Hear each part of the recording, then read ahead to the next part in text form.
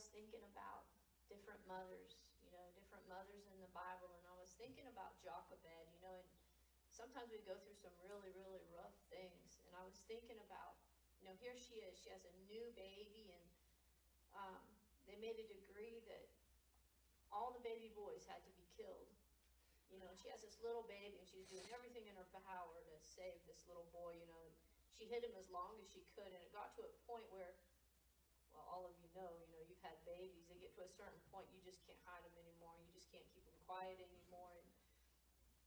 And she did everything in her power to keep him safe. And so she made this little basket, and she pitched it with tar, and she put her little baby in there, in an attempt to save his life.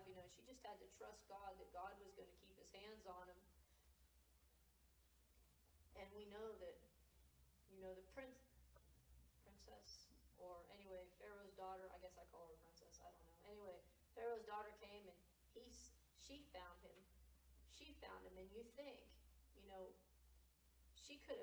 she had the power to do anything. I mean, she could have had him killed, but something in her heart, she saw that little baby, and she just fell in love with that little boy, and she took him, and she raised him as her own, and she protected him, and she gave him, she raised him in her house. In Pharaoh's house, he had the best education, the best of everything.